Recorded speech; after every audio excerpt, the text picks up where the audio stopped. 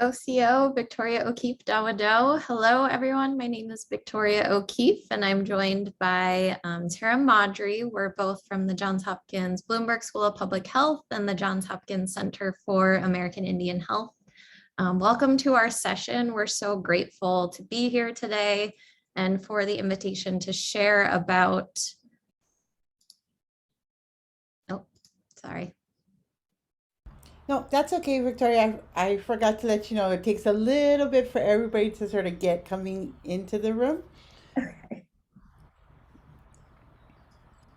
So we'll just wait just maybe a little bit more until people start entering. I'll let you know when I see a bunch of people in the room. Okay, thank Okay. you. Hey, and if you're joining us, to let us know that you're out there, if you could just, say good morning, let us know sort of how's your day going, maybe some thoughts from the keynote. Just go ahead and put that in the chat.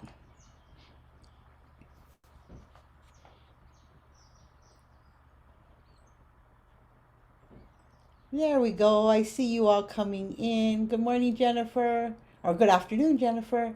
And Michelle. Hey, Kathleen. We'll just wait a little bit more.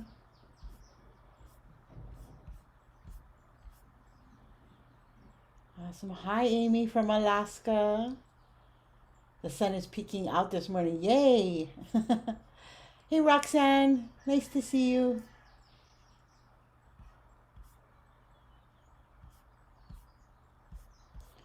Again, if you're just logging in, if you want to just give us a shout out in the chat, let us know how your day is going, maybe some thoughts from the keynote session, and we'll get started in just a bit.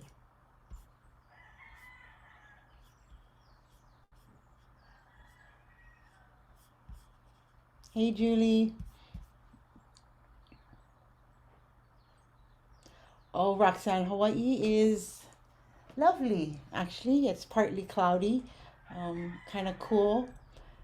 So it's a great morning. Thanks for asking. Hey, John and Deborah. Ariana Jackson from Arizona. It's getting hot, yeah. Us too. Oh, you guys can hear all my birds, including the chickens. Um, awesome. Well, again, thank you for joining. I'll let our presenters take it over from. Go ahead, ladies. Thank you so much. I was so excited. I got started early, so I apologize about that. OCO, Victoria O'Keefe Dawado. Hello, everyone. My name is Victoria O'Keefe. I am joined by Tara Maudry. We're both from the Johns Hopkins Bloomberg School of Public Health and the Johns Hopkins Center for American Indian Health. We'll be telling you a little bit more about ourselves in just a little while. But welcome to our session. We're so happy to be here. We're so grateful for the invitation to share about a project that's really near and dear to our hearts with you all. And it's a storybook titled Our Smallest Warriors, Our Strongest Medicine. And we'll talk today about the power of storytelling and using storytelling in Indigenous public health. We also want to start with a land acknowledgement, and we humbly acknowledge that we are all located on the traditional and contemporary homelands of Indigenous peoples. We know you all are calling in from different places, and we want to give thanks to the past, present, and future stewards of all Indigenous lands. And I'm going to turn it over to Tara to introduce herself. Thanks for getting us started, Victoria. In the spirit of Indigenous structures of accountability and connectedness, as well as a history of qualitative research reflexivity, we thought it was really important that you know who your presenters are and a little bit of our own stories. So I'm going to take a moment to introduce myself in my traditional language, and by doing so, I hope you'll understand just a small piece of my own story.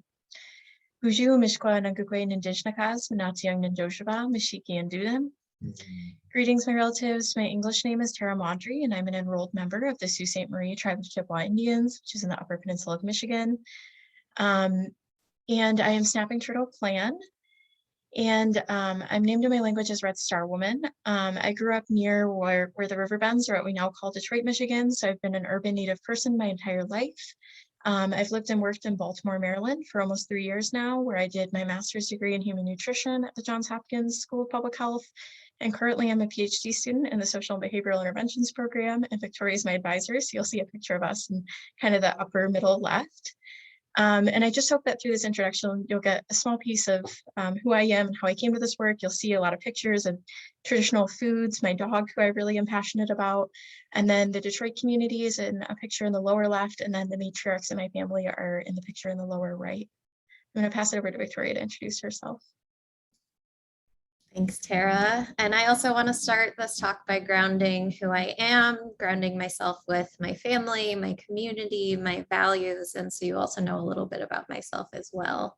So I introduce myself. I'm an enrolled member of the Cherokee Nation of Oklahoma, and I'm also descended from the Seminole Nation of Oklahoma.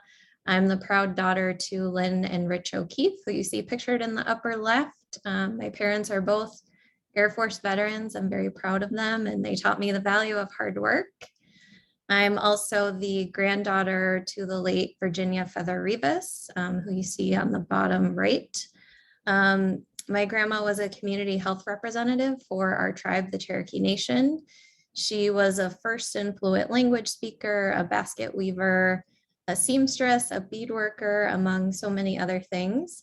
And she taught me the importance of working with and for our communities, really aligning with our Cherokee community values. I also like to think, because she was a CHR for our tribe, that she influenced my move over to the field of public health, because she was herself a public health worker. Family is very important to me. I also have in these pictures my brother and his 2 kids, my niece and nephew, who made me a very proud auntie. And I also have a picture at the bottom left of myself and my husband, Nick, and he's a citizen of the Makah tribe from the state of Washington. I'm also a Cherokee language learner. I'm a bead worker. I'm a jingle dress dancer at powwows. I'm also an urban Native person. I grew up in Cleveland, Ohio, and I spent a lot of time on the powwow trail throughout my life. And I'm excited that powwows are starting to happen again. I really missed it. I'm also an assistant professor at Johns Hopkins Bloomberg School of Public Health. I get to work with brilliant Indigenous scholars like Tara and many others that are at our school. And I also teach Indigenous health-focused coursework, and I'm a licensed psychologist by training. So I know many of you already know all of this information. This is not new to you, but we wanted to just provide some context about American Indians and Alaska Natives today and how this relates to our Storybook project. So there are 6.7 million American Indians and Alaska Natives who self-identify as American Indian or Alaska Native alone or in combination with another race or ethnicity. That's about 2% of the US population. We have over 574 federally recognized tribes throughout Indian country. About 1.5 million live on 334 reservations. And 78% are urban Native people or Native peoples who live outside of reservation trust and tribal lands. And we have really diverse languages, cultures, and lands. And though we are really diverse within this particular project, we tried to really look at some of our shared commonalities across some of our tribes or across some of our urban Native communities, because this was a project that we wanted to reach as many American Indians and Alaska Natives as possible. And to give you a little bit more background about health, because Tara and I are both in the field of public health, I'm sure many in the audience are well aware, but American Indians and Alaska Natives experience health inequities that range from some communities experiencing higher rates of diabetes, higher rates of suicide, low food access, as well as many other inequities. And we know that these inequities are rooted in historically traumatic events, as well as policies and practices that were designed to assimilate American Indian and Alaska Native peoples into dominant society. However, despite some of these inequities, our communities are really strong. We all know this, and we hold intergenerational strengths that persist against land theft, genocide, and ongoing and interpersonal and institutional racism that our communities may continue to experience. We also know that COVID-19 has had a disproportionate impact within some American Indian and Alaska Native communities. So this is some data from the CDC, and we know from national data that infection rates, hospitalization rates, and mortalities due to COVID-19 are 1.5 to 3 times higher among American Indians and Alaska Natives compared to other US groups. And so that's really what motivated this project that we're going to tell you about, is really the impact that we were seeing of COVID-19 and the not just the impact of the virus itself, but the impact on mental health, on spiritual health, on emotional health among our communities. So that's why we're providing some context about COVID-19. In addition, we also know that some of our communities may have collective memories of infectious diseases from the past or historical trauma around that. Some communities experience structural inequities, so things like lack of access to running water or lack of access to broadband internet, which impacts communities or families' abilities to adhere to some of the COVID-19 guidelines in terms of prevention and mitigation, or even having access to education about COVID-19. The loss of elders, our cultural keepers, is particularly devastating, especially since we know that elders and older adults are at risk for severe COVID-19 disease and complications. And then on top of that, there's always other concerns, and we've seen many communities experience an inability to practice community grieving, to practice ceremonies, to practice things that typically many of our communities would be practicing, but the pandemic has, of course, put restrictions over time for some of those practices. So as I mentioned, COVID-19 has many impacts, not just physical health impacts, but mental health impacts, spiritual health, and emotional health. And this is a survey that was conducted by Statistics Canada early on in the pandemic, in April and May of 2020. And they had a survey with 1,400 First Nations, Métis, and Inuit adolescents and adults up in Canada who participated in this survey. And they were really interested in seeing how is the COVID-19 pandemic impacting their mental health. And what they found was that 6 in 10 Indigenous adolescents, teenagers, and young adults reported that their mental health was somewhat worse or much worse since physical distancing was introduced in Canada. So we know that this pandemic is having mental health impacts, which is not surprising given that many of our communities have community values, family values, and ways that physical distancing and isolation was interrupting those things.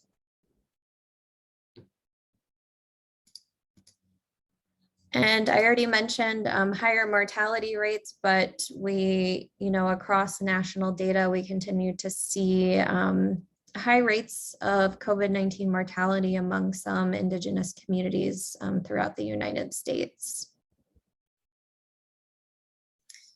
However, that's not the full story, and a positive aspect of where we are now is that American Indians and Alaska Natives are leading the way in COVID-19 vaccination rates. This is really because of tribal sovereignty, because of collective will and community and cultural values to protect entire communities. And because of that, we see these high rates of COVID-19 vaccines among tribal and urban Native communities. And I'm going to pass it over to Tara. Thanks, Victoria. I think a lot of what I'm going to say on the slide is probably not going to be news to many of you, but our team and our center really operates from a strengths-based approach to health research. And we wanted to reiterate some important Indigenous public health values.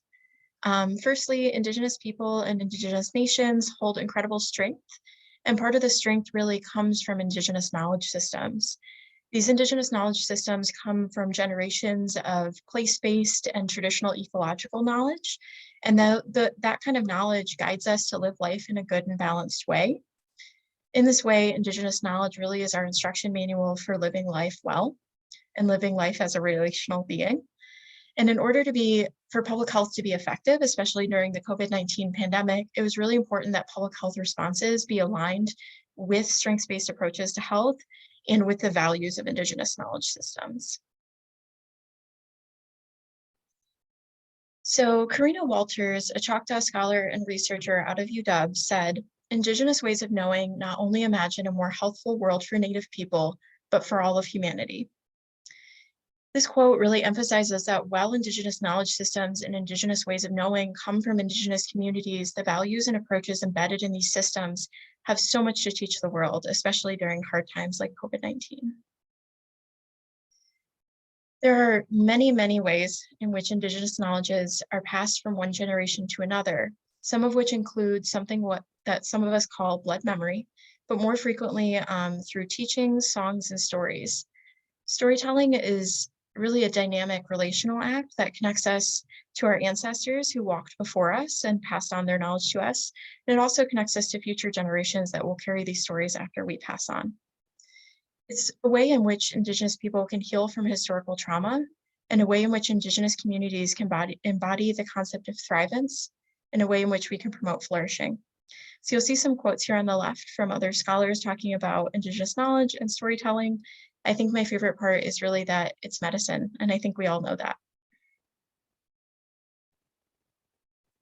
I'm gonna pass it back to Victoria now. Thanks, Tara.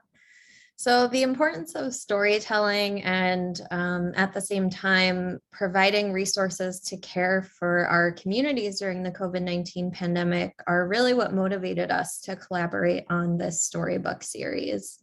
I also want to acknowledge that we had a really large team of us who came together. It wasn't just Tara and I, so we're here speaking on behalf of a really amazing team that really poured their whole hearts into this project. So how did we get here? We want to tell you a little bit about the story of how we got to even creating this storybook series. So early on in the pandemic, I'm sure many of you saw there were fact sheets that were coming out about COVID-19 prevention and mitigation strategies, but there weren't as many resources for mental health and emotional coping with this devastating pandemic. This is especially true for children who were experiencing extreme changes to their life in so many ways. So one of our colleagues at the Johns Hopkins Center for American Indian Health actually saw this book that you see on the screen called My Hero Is You: How Kids Can Fight COVID-19.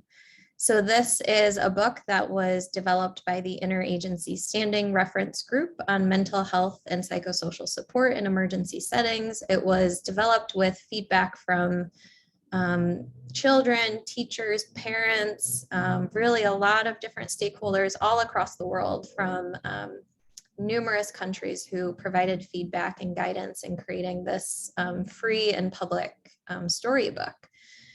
So we saw this book and we were really thinking, you know, is there a way to culturally adapt this or rewrite this book so that it's relevant for Indigenous children and families so that they have also a coping tool or a coping resource for the COVID-19 pandemic.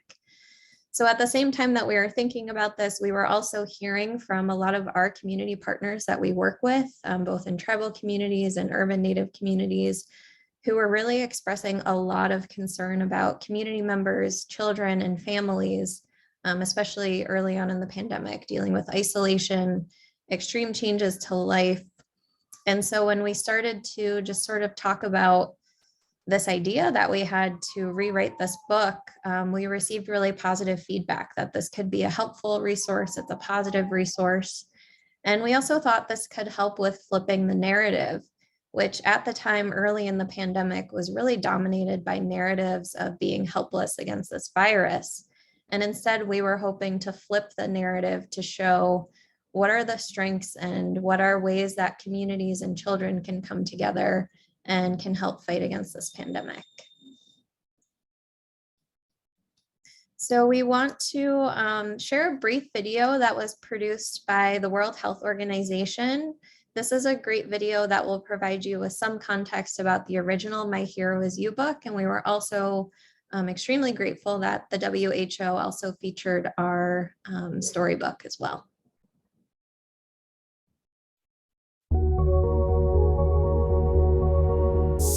All around the world, children's lives have been turned upside down.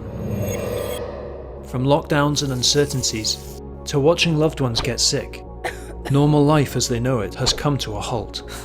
While nations and organizations do their best to react to the COVID-19 pandemic, young people often feel alone, where their fears and anxieties start to grow and overwhelm them. But from this darkness, something incredible happened. A story of hope. It's a story that's based on the feedback of 1,700 children, parents, caregivers and teachers from more than 100 countries. They shared how they were coping with the COVID-19 pandemic, and from this wealth of heartfelt testimonies, a very special book was created, My Hero Is You. The IASC Reference Group on Mental Health and Psychosocial Support in Emergency Settings is co-chaired by the World Health Organization and the International Federation of Red Cross and Red Crescent Societies and consists of 57 organizations. With the help of Ario, a fantasy creature, children from around the world have learnt how they can be heroes in their own stories. Dati ka-helpen and ik was her andere mensen. And what started as one storybook for children has quickly grown into a success story of global reach. Pero nagawatara ipalipos talles. Initially launched with 6 translations, there are now 126 translations available, making it one of the most translated stories in history. Numerous other adaptations have been created to make the book more accessible for children worldwide. An organization in Zimbabwe produced an English Braille transcript. Wash your hands under running water. Sanitize your hands. There is a 3-part audio version of My Hero Is You in Arabic, broadcasting on a radio station in Gaza. Across the internet, you can find readings, animations, podcasts, educational materials and other renditions of the story. And not only that, other creative expressions have been made with My Hero Is You as their inspiration. Jump on, but please sit on both sides of my wings. They're at least 1 meter apart. Whoosh!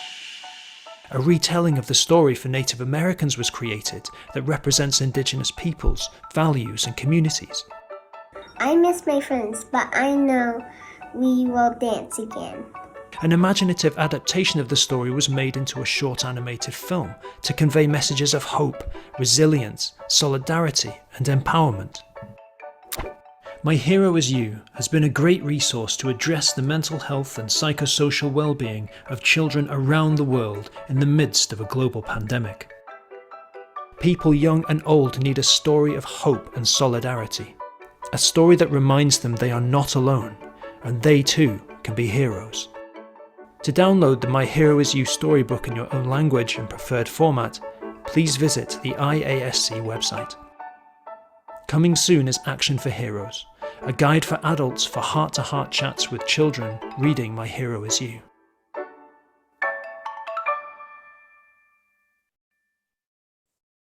So that's just a little bit about the original story. And again, we were so grateful that the World Health Organization featured our book. And you saw the interview with 2 people, and that was actually Crystal Key, who was on our collaborative work group. She was part of our team, and her daughter is the one who spoke and said, "I can't wait until we dance again." So it was really amazing to have them participate in that video.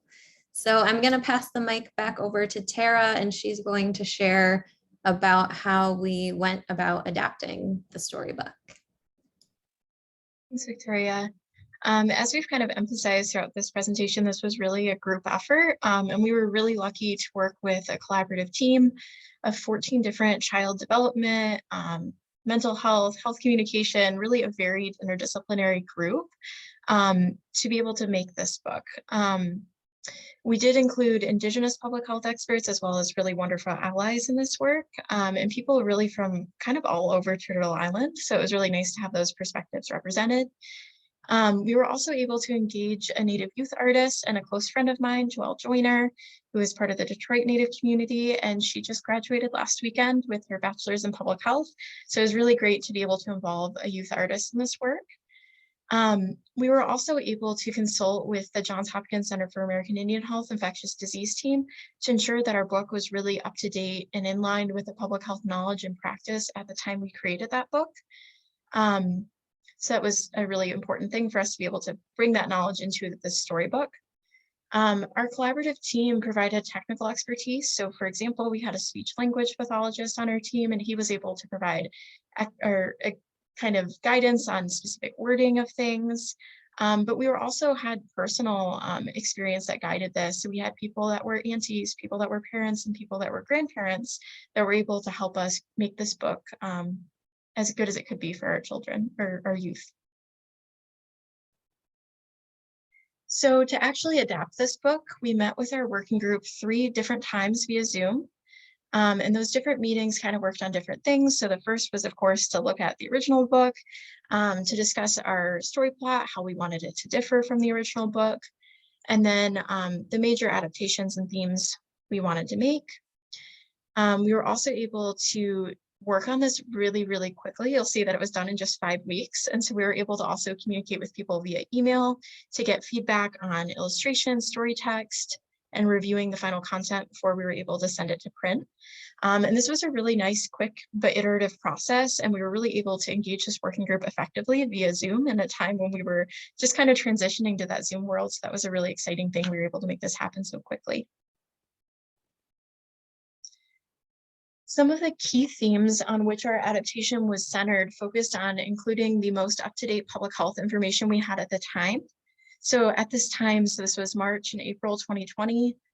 So we were really talking about, physical distancing, washing hands and masking, things that we're still doing today to some extent, as well as some other things that are more related to our mental health.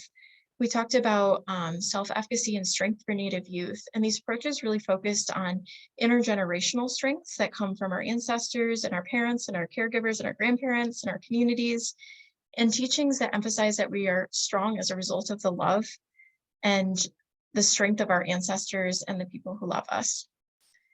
We also focused on giving youth back kind of their locus of control and encouraging them to focus on what they can do in a time where it felt like so many of us had so little control over our lives.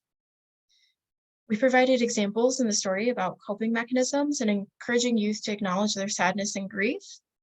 And we also provided tools to encourage positive coping in our accompanying toolkit. My favorite part, though, was really focusing on cultural values and strengths that youth hold. I'll describe a little bit more on the next slide, but our story followed twins, Tara and Virgil, and Tara's not named after me, I always have to make that assertion, but they travel with their grandparents to visit their friends in 4 different directions. And they were able to learn from their friends on how they were able to cope from the COVID-19 pandemic. And by doing this, we were really able to emphasize connectedness and living out relationality for our Native youth. So in total, our final book, or at least our first book, had 35 pages of text and beautiful accompanying illustrations. We were able to represent many different Native identities throughout the story by talking about their mother was a nurse, their father was a tribal leader. And throughout the book, we were also able to visually represent many different types of Native identities. So we had representations of Afro-Indigenous people, as well as urban Native people, or varying skin tones of Native people. So it was nice that we were able to do that. I previously mentioned that the twins went to visit their friends in the 4 different directions. So we kind of thought about that. Most 4 is kind of sacred to a lot of different Native people. So they went to visit their friends in the 4 different directions, and those represented a lot of different Native identities. And really the point of this is that we wanted every Native child to pick up this book and to be able to find some part of themselves and some part of their cultural values represented in this book. And then in collaboration with our working group, we also developed an accompanying toolkit that we've kind of alluded to throughout this presentation. It included activities like coloring pages, which were really popular, and relaxation activities like breathing exercises. And we also included parenting resources for parents or other caregivers that may be working with youth during this difficult time. Pass it back to Victoria now. Thanks, Sarah. So when thinking about how to get this book out in our dissemination strategy, our priority was to ensure that this book reached as many communities as possible. So our dissemination strategy was twofold. We wanted to have an online component that anyone could go to a web page and click on the storybook and download it, either on an e-reader. Folks can also print it out if they had a printer, or read it on a laptop or a computer. We wanted it to be available online. We started to advertise through social media campaigns. So through our Johns Hopkins Center for American Indian Health Facebook, Instagram, and Twitter. We also shared, once we had this book available online, we shared with a lot of Native organizations throughout the country and just said, here's some social media language, here's this new resource, would you mind sharing this on your social media platforms? And we were grateful that many organizations and tribes shared the storybook, and it sort of took off on its own, and people were sharing across all social media platforms. For those who may not have access to internet or more trouble accessing broadband, we also wanted to have a way to get print copies to folks. So we had a strategy of printing out the books and then sending them through different venues.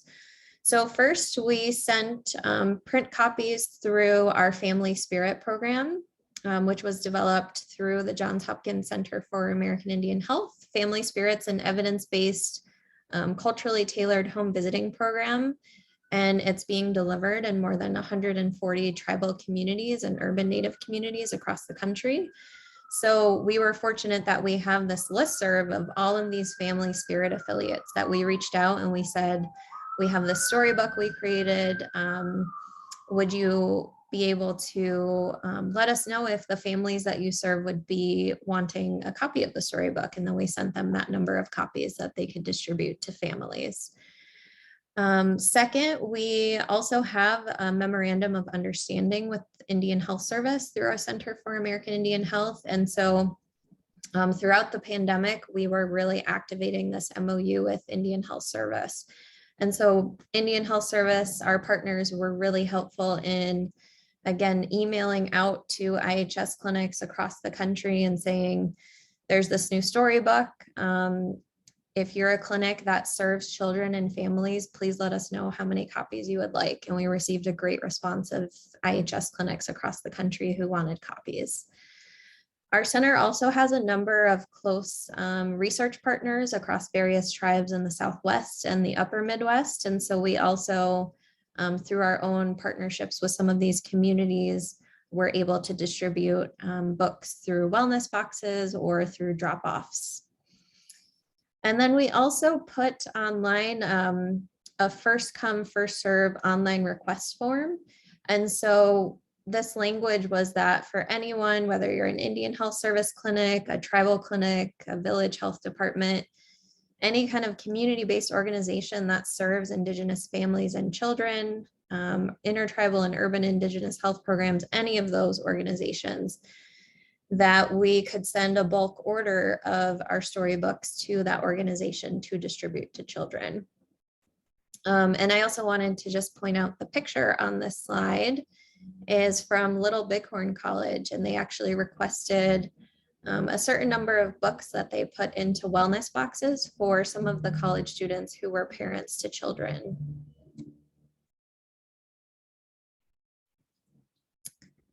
So we also wanted to be able to understand how far does this book go, what is the reach of the book, and if it has an impact, if families and children are experiencing any kind of positive impacts from the book.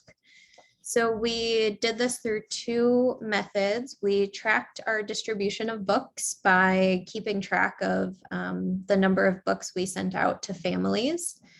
And then we also had a voluntary anonymous caregiver survey. And what we did there is we had a QR code on the back of the physical book, and we also had a QR code on our Center for American Indian Health webpage that hosted the book. And it was a quick, less than 5-minute survey asking caregivers for their feedback about the storybook.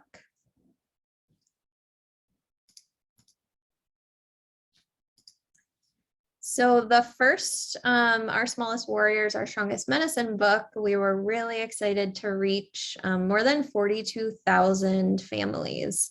So our book reached all 12 out of 12 Indian Health Service regions.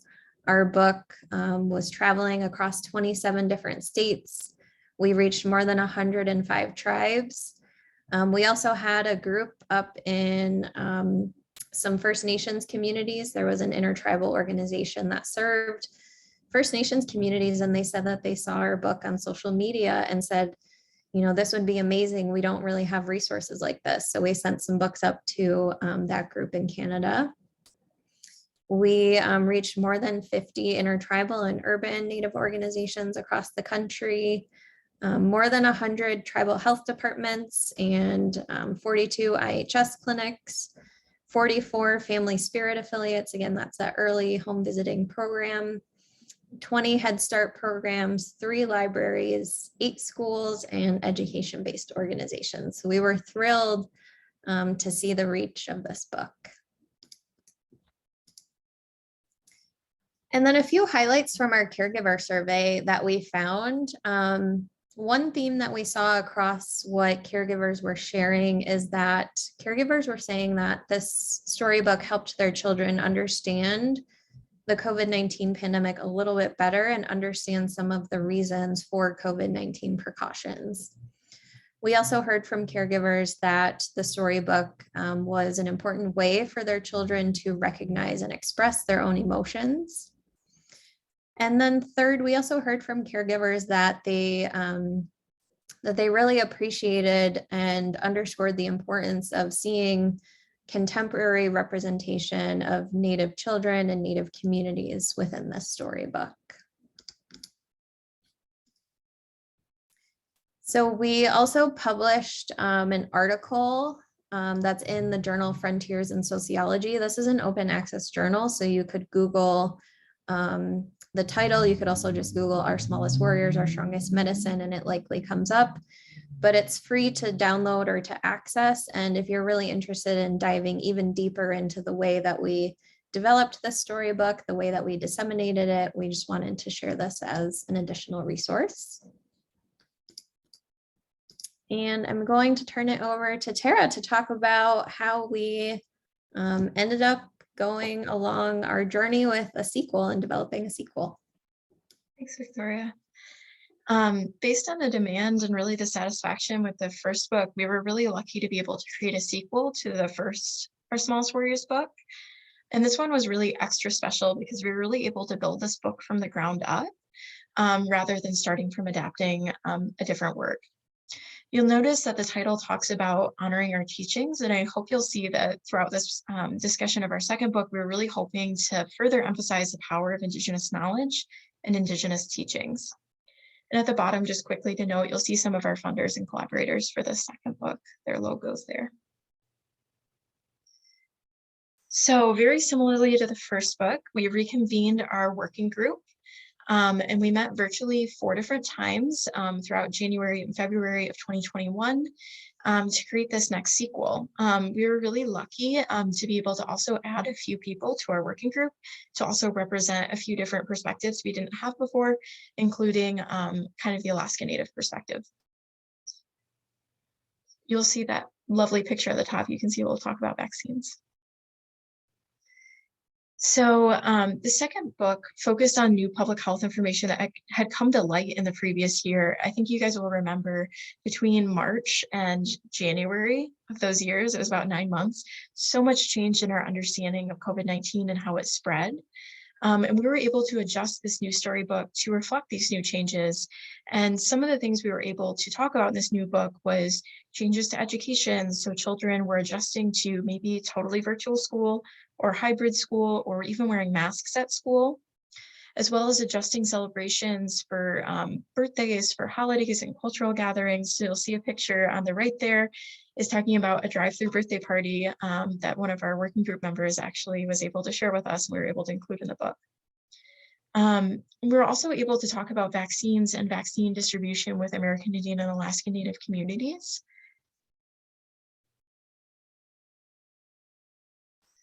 So the resulting sequel included 48 pages of text and illustrations, and you'll note that this is a little bit longer than our first book, but that's because we wrote this book to really be read in smaller chunks as almost a chapter book for children. And so in that way, we were able to include a little bit more depth in some of these teachings that we were hoping to share throughout the book. We included the same main characters, so the youth twins, Tara and Virgil, their mother, who's a nurse, their father, who's a tribal leader, and their grandmother.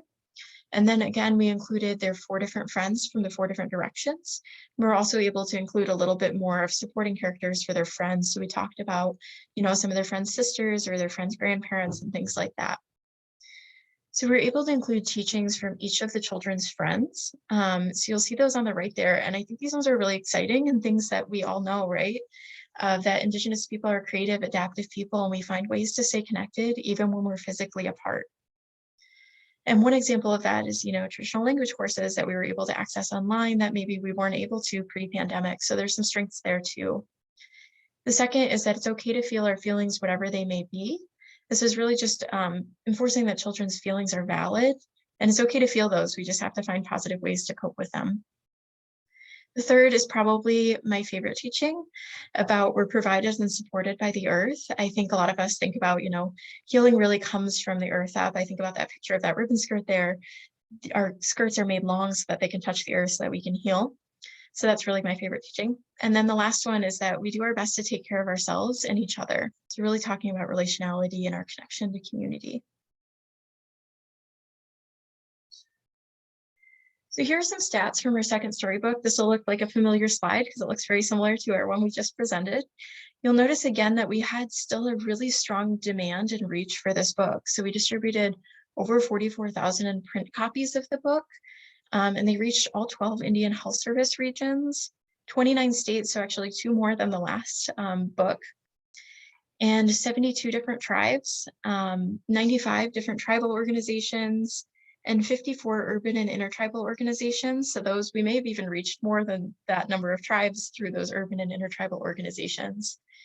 We also distributed to 30 Indian Health Service clinics. And you'll see that we actually had an increase in the number of schools and libraries with the second book, which was really exciting to see. And we also distributed again to our Family Spirit affiliates and Head Start programs. We're also doing an evaluation, a small scale one with some questions. And some of those questions include things like, did you learn new things about how to prevent COVID-19? And then we actually asked people if they would be interested in additional books and what topics they'd be interested in if we're able to do a 3rd book in this series. I'm going to pass it back to Victoria now. Thanks, Tara. So just some takeaways. First, I think Tara and I both shared this, but the demand that we saw for the Our Smallest Warriors series far exceeded our expectations. When we started this project in early 2020, March and April, I think we were hoping that we would even be able to pass out, a few thousand books. So we were truly blown away by the demand, by the positive response from everyone, as well as funding agencies. This was not possible without funding agencies who also saw the storybook take off. And we had, we were really grateful that funders also reached out to us and said, we want to support, we see what you all are doing, and we want to help this go further. So it's sort of, we talk about it as if the story has really taken on a life of its own. It's really grown in so many ways. We also didn't include in this presentation, but this storybook has been included in a lot of different tribal newspapers. We were really excited to see tribes sharing this within their newspapers. Indian Health Service shared this on their website. We also were able to talk with National Public Radio, NPR, about our storybook. So we've really just seen it grow and reach a lot of people in a lot of different venues. We also didn't share, but there's so much to share about this project. We also had some elders who recorded themselves reading the story. And so that's also available on our Center for American Indian Health webpage. And we saw other people start to read the book and post those on tribal Facebook pages, on YouTube, this sort of read along books. So that was really awesome to see. So we also, as another takeaway, again, the feedback from children and caregivers has been so overwhelmingly positive, and highlighted the importance of Native representation in storybooks. And then finally, we know that storytelling is not new to our communities. We've had storytelling since time immemorial, but we can really turn to storytelling in new ways that incorporate public health strategies and interventions to provide for the health and wellness of our communities during the COVID-19 pandemic, but also well beyond the COVID-19 pandemic. And so we have 2 links. These are also included within the conference software that you're watching this in. So you should have both of these links. So if you want to visit and read the 2 storybooks, you can download them for free at these websites. We also, again, we want to acknowledge our large team. We had so many amazing people who poured their hearts into this project, who helped in so many ways. And our funders, Johns Hopkins Alliance for a Healthier World, the Johns Hopkins University Office of the President and Provost, UNICEF USA, Indian Health Service, and Casey Family Programs. And we also dedicated the storybook in loving memory to all our relatives whose lives have been impacted by COVID-19, and to the frontline workers whose relentless efforts have saved so many. And so we have our contact information, and we have some time for questions, for discussion. And I see that we have 1 question so far. And the question is, Go ahead. Go ahead. No, there are a couple. You do have a couple of questions coming in, and you can go ahead and answer that one that's in the chat, and then I'll give you the others. Great. So the first question is, what are your thoughts on topics for future books? That's a great question. So we included that in the second, the sequel Caregiver Survey, because we really wanted to hear from community members about what are topics they would like to see. And we've gotten some really great responses. Some of the things that caregivers have shared are more books on mental health. So there's definitely, we're still seeing an emphasis on wanting more mental health related books, but we're also seeing responses for books on traditional knowledges, on nutrition. Tara, do you remember others? I'm trying to think of. I think you hit the main ones. Yeah, I think nutrition was the one I was really excited about personally, coming from my background, but lots about mental health, more about traditional teachings. Great. Those sound really interesting. There's another question here. It says, at some point, would you consider consulting youth to help develop a similar type of resource? Just curious. Yeah, absolutely. I think we definitely don't see this as the end of our journey of developing storybooks and incorporating this as a strategy for public health. And you know, as we mentioned, we had an amazing youth artist, Joelle Joyner, who did all of the illustrations.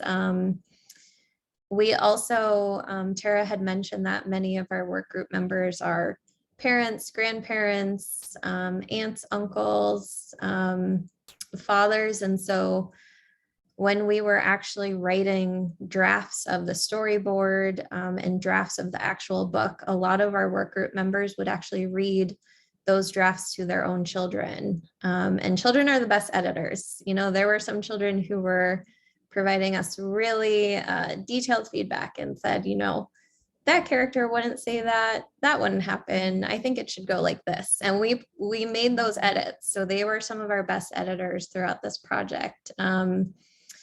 And we're always looking for ways to also collaborate with Indigenous scholars from the high school level. We actually did have a high school student who volunteered on this project for a while, who helped with some of the distribution and, you know, mapping out some of the reach of our book. And we work with a lot of undergraduate students and graduate students. So I think we are always open to working with youth and also teaching them. And we know they're our next generation, so we would love to include more youth in this project.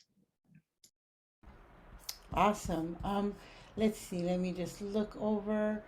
So I guess the best way to get access to this book is via the website. Is that correct?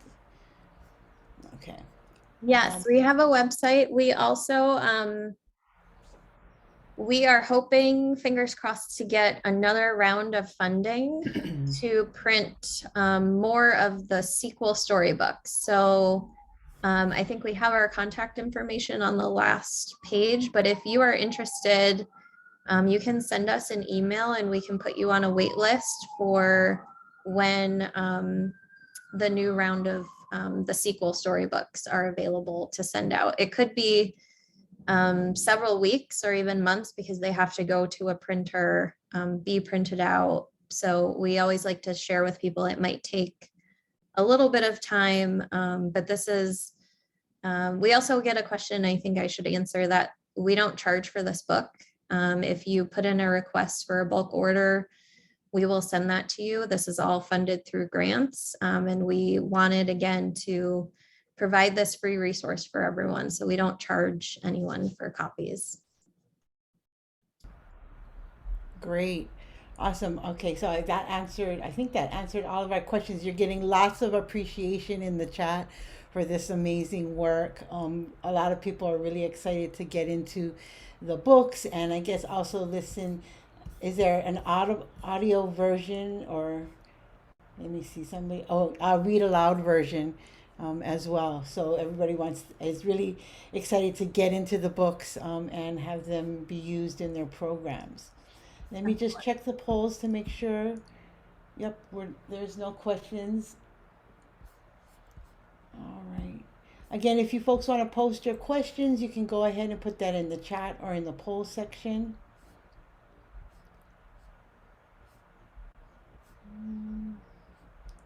Yeah, if not, you want to,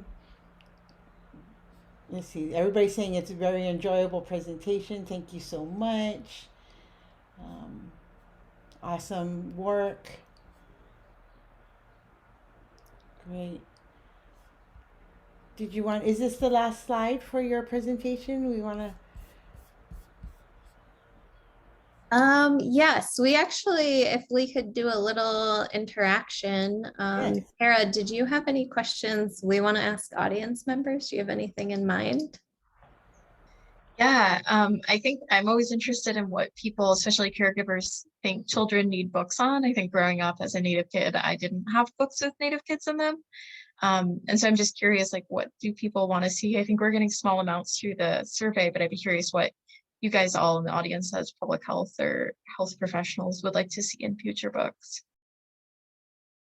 And I know we have a lot of educators in this audience. So if you're teachers, if you're working in any kind of school setting, please let us know what you think would be helpful to the children that you're working with.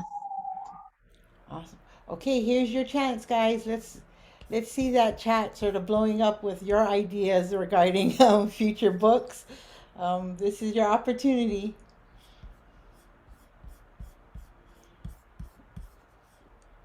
Sometimes it takes a moment for the chat to come through.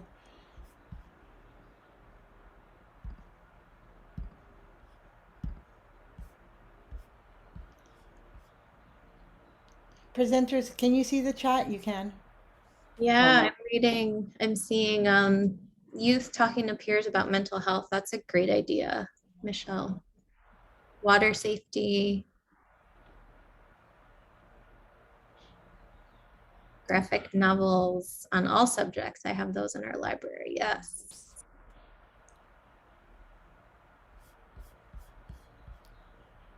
I'm seeing lots of mental health, specifically depression, anxiety, dealing with bullying. Yes. Braids, trauma. Yeah, I know that's been happening more and more. Sharing, food sovereignty. I know Tara will like that one. I even saw food safety too, which is such an interesting concept of the Western idea of food safety as food being safe for us to eat, but really thinking about keeping food safe because they're sacred to us and because they're what our ancestors ate. So I love that. Yeah. Great. Oh, wait, another one of my favorite topics. Weight neutral and body positive approaches to public health within Indigenous Oh, communities. yeah. Yeah. That's awesome.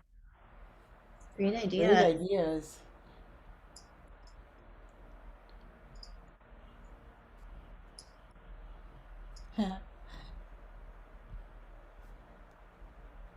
Gardening.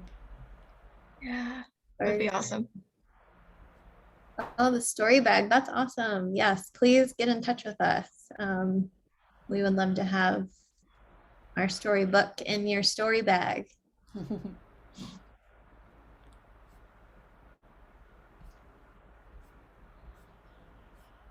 Wonderful. Well, thank you all so much for your interaction and for sharing with us.